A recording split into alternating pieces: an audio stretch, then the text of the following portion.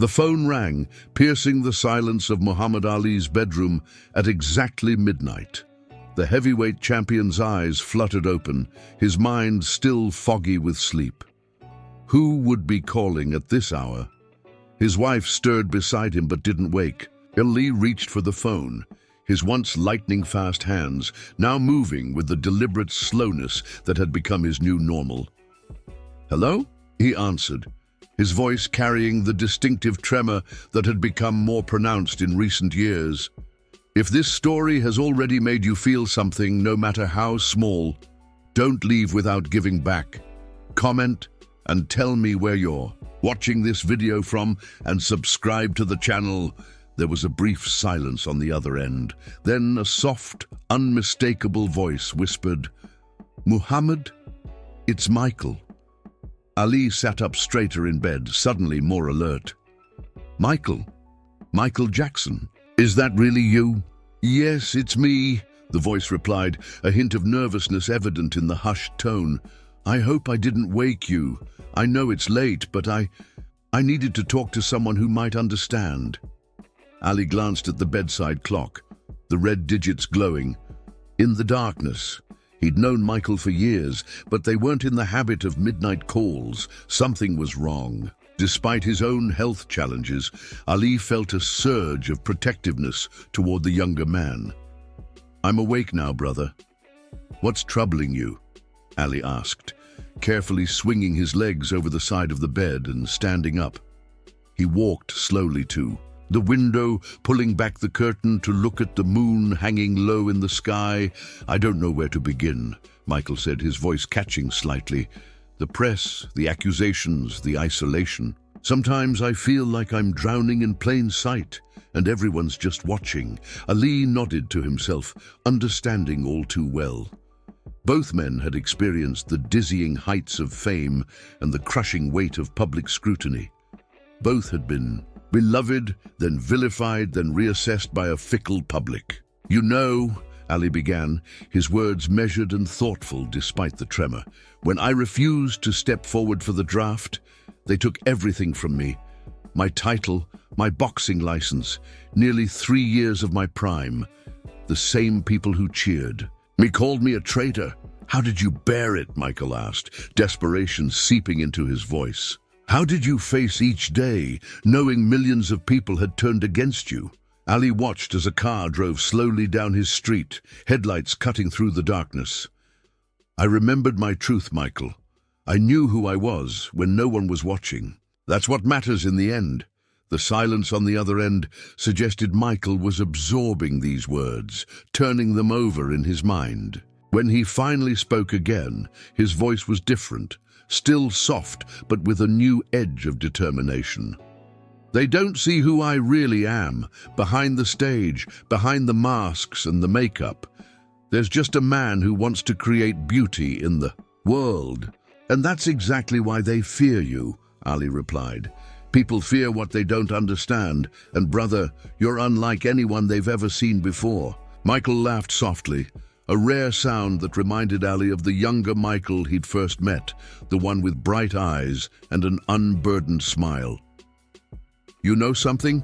That's exactly what I needed to hear tonight."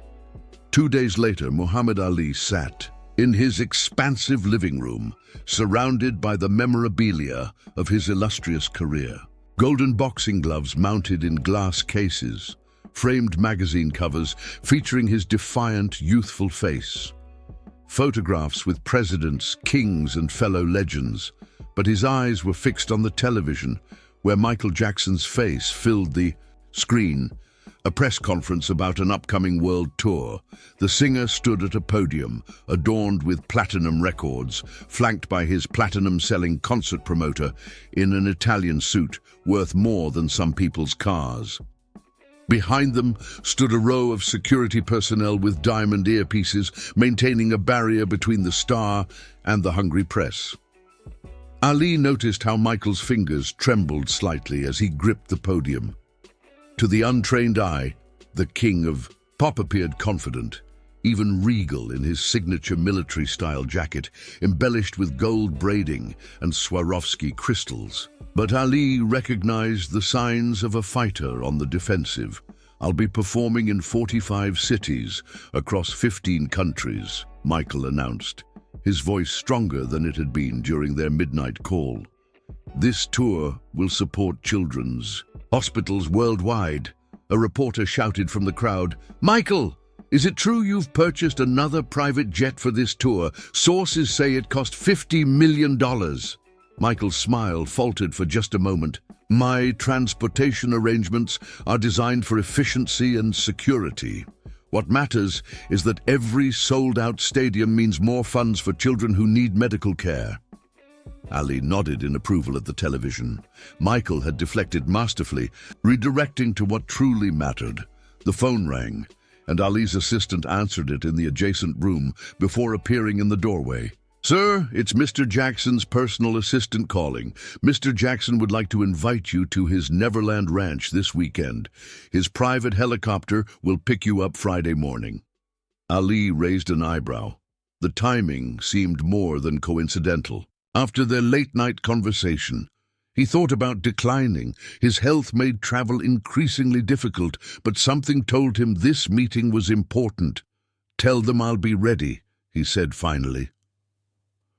Friday morning arrived with perfect blue skies, ideal for flying. The sleek black helicopter, emblazoned with Michael's personal crest, landed precisely at 9 o'clock on Ali's sprawling property.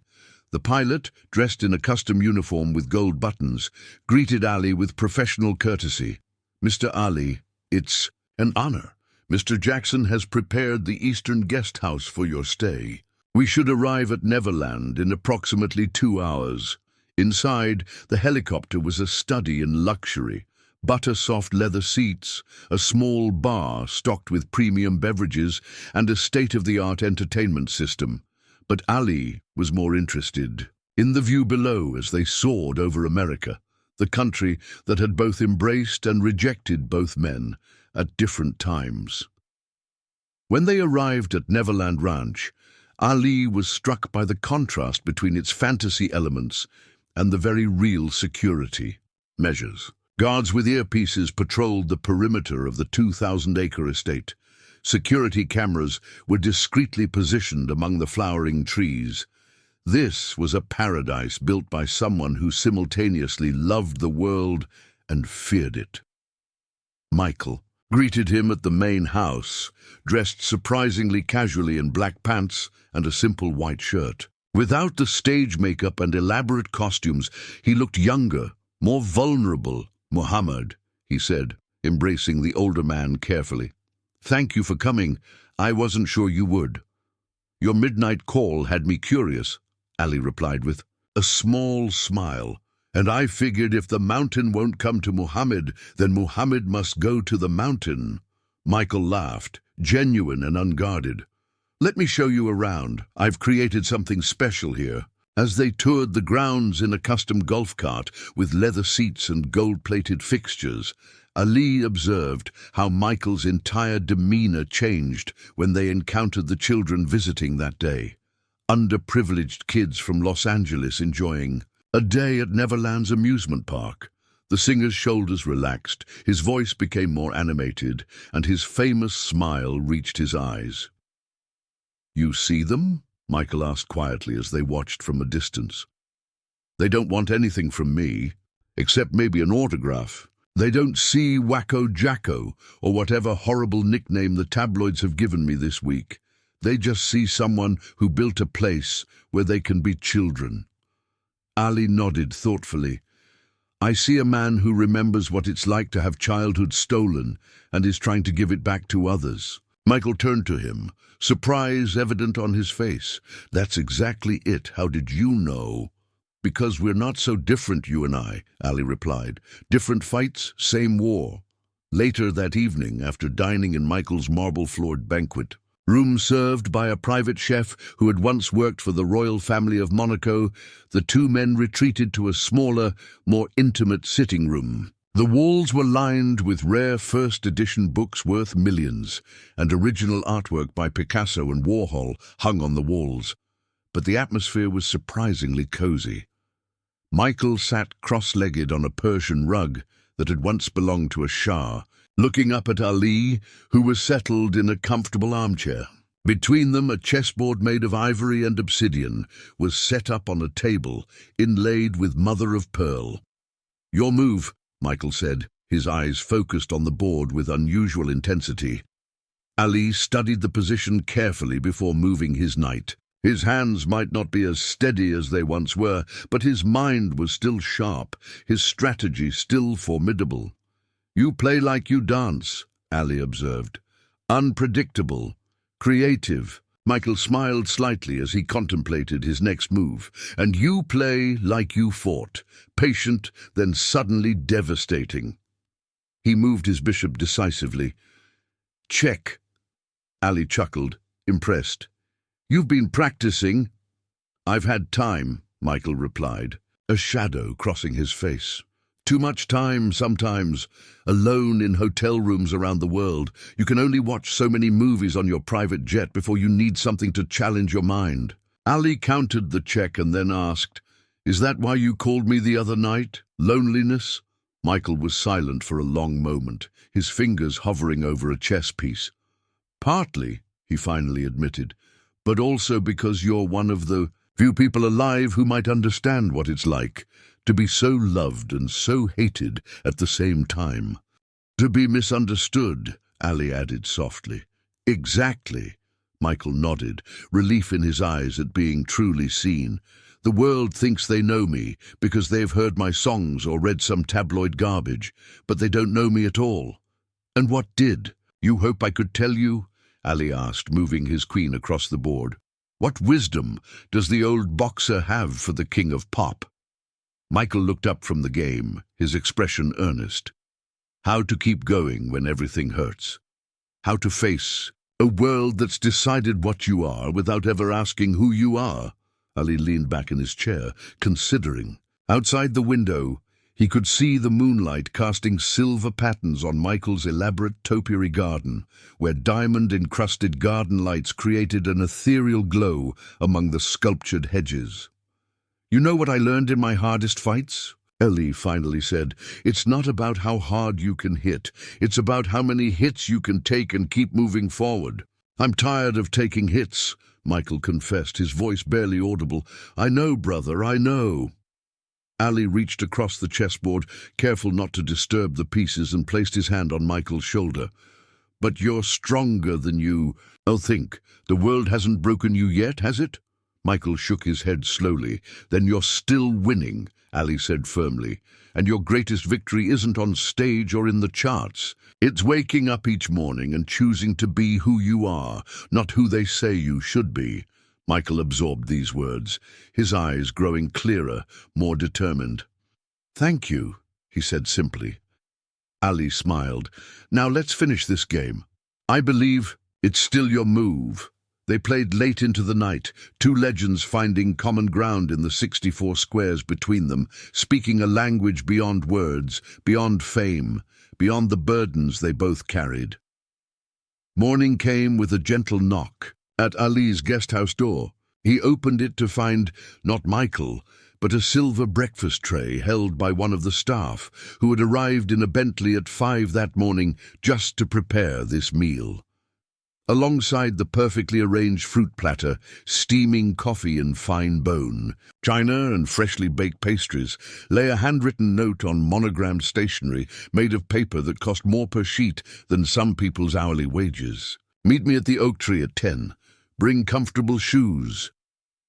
Ali smiled at the cryptic message.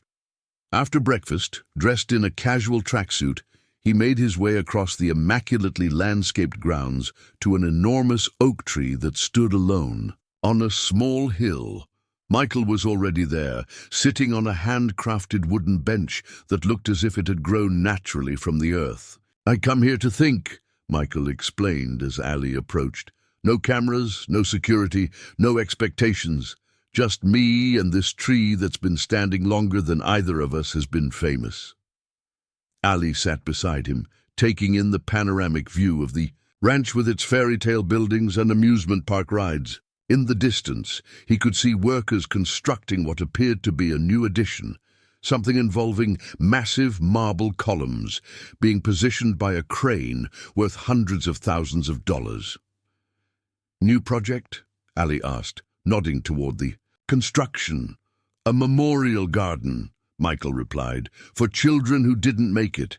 A place where people can remember them, not with sadness, but with joy for the light they brought to the world, however briefly."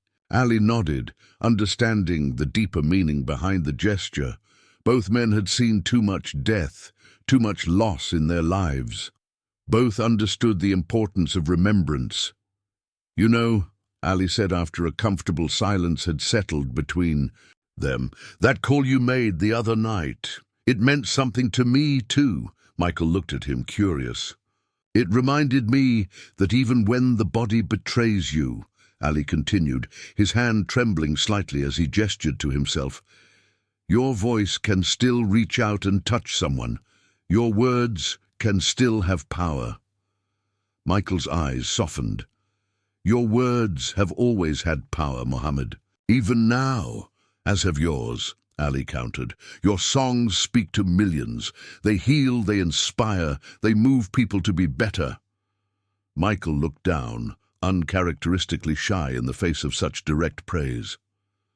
"Sometimes I wonder if it's enough. If anything I do makes a real difference in the end." "Let me tell you something," Ali said, his voice gaining strength. "Long after the newspapers have yellowed and the critics have fallen silent, people will remember how you made them feel. That's your real legacy. Not the platinum records or the sold-out stadiums, but the hearts you touched." Michael was quiet, for a long moment, absorbing these words. "I wish I could see the world through your eyes sometimes," he finally said. "And I wish I could dance like you," Ali replied with a grin, lightening the mood. "But we each have our own gifts to give." They spent the rest of the morning walking the grounds, two icons sharing stories that few others would understand.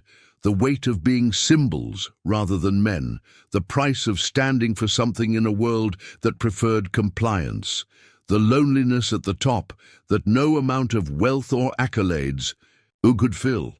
As the day drew to a close and Ali prepared to return home, Michael handed him a small box wrapped in simple black paper with a silver ribbon. "What's this?" Ali asked, surprised. "Just a reminder," Michael said, "for the next time midnight feels too dark." Ali opened it carefully to find a custom-made watch with an inscription on the back. "Champions are made from something they have. Deep inside them, a desire, a dream, a vision." Ali recognized his own words engraved in the platinum case. He looked up at Michael, genuinely moved. "Your words helped me find my way back to myself," Michael explained.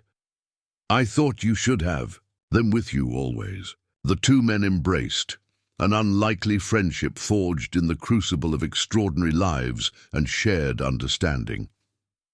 As Ali boarded the helicopter to return home, he looked back at Michael standing alone by the main house, a solitary figure surrounded by all the trappings of unimaginable success, yet somehow still searching for something more. Ali raised his hand in farewell, and Michael returned the gesture.